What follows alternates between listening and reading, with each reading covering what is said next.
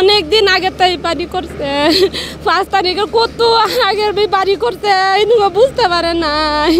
অর্ধেকটা করছে আমার দেওয়ারে বুঝতে পারে নাই আমরা কাগজপাতি বাইর করার কোনো লোকই নাড়ছে না এই তো পুরুষটারা একটাও আইছে না ইনো আইতো দুজিতে তো আমার দেওয়ারে কাগজ বাইর করতো এই সুযোগটাই দিচ্ছে নাম করে আমরা কাগজপাতি রয়েছে ব্যাংকে আমরা আনার সুযোগ দিচ্ছে না ব্যাংক এটা বলত বুঝছে না আমার দেওয়ারে বুঝতে পারছে না আমরা কইতে আপনাকে লিস্টে কোনো নাম আইছে না এই জন্য আমার দেওয়ারে বুঝছে না নাম আইছে না তো আমরা তো কার জায়গা না আমগো দূর জায়গা আস্তে আস্তে হরতাছি যার মধ্যে গার্ড ফরেস্টর কিচ্ছু আইছে না আঙ্গর কিছু কোনো বাধা দিছে না কেউ একদিনও না হরছে না যারা হঠাৎ করে ওখানে দিয়ে আমরা জানি আঙ্গর কোনো নাম টাম না আঙ্গ বাড়ি ভাঙতো না এই যারা ওখানে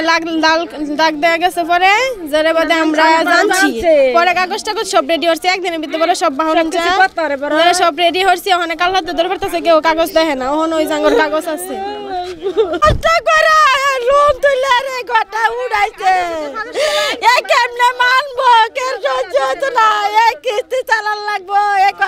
ঘর বাড়ি রাখবো কিবা ভাঙা দিল মানে কিবা মানবো আমরা কিচ্ছু নাই অভিযোগ দিয়েছে না অভিযোগ দিয়েছে জানতো তো ঘরে উড়াই লোক না এই ঘর উড়াই লোক না কোনো অভিযোগ আইছে না এই লাল দাগ পরে লাল দাগটা মারো না ভরতে রে এবার কাগজপত্র একদিনে কি করতে রে একদিনে তো কিছুই করতে রে না রেডি করছি তারা কাগজ দেয় না কাগজ তারা লাল দাগ কুম্বালা মারবা কুম্বালা বাগবা কুম্বালা বাগবা এগর মানি উঠক Mr. Noodles, amazing taste.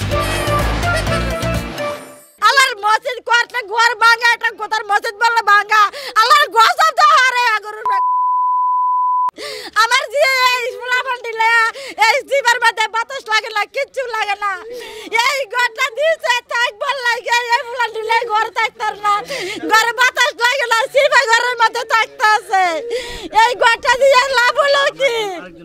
4 acre জমিতে আমরা আজকে উচ্ছেদ অভিযান পরিচালনা করা হচ্ছে এই উচ্ছেদ অভিযানে অপারেশনাল কমান্ডে বাংলাদেশ সেনাবাহিনী যুক্ত আছেন এছাড়া আমাদের সাথে Bangladesh police border guard Bangladesh rapid action battalion এবং আনসার সদস্যরা সহ বন বিভাগের নিজস্ব কর্মকর্তা কর্মচারী এবং শ্রমিক সহ প্রায় 350 লোক আমাদের এই উচ্ছেদ অভিযানে কার্যক্রম পরিচালনা করছেন আজকের এই অভিযানে আমাদের আমাদের অবজেক্টিভ হচ্ছে প্রায় 4 একর বনভূমি উদ্ধার করা যেগুলো বিগত 5 আগস্টের পরে বিভিন্নভাবে বিভিন্ন অবৈধ স্থাপনা নির্মাণের মাধ্যমে দখল করা হয়েছে এই স্থাপনার সংখ্যা প্রায় 56টি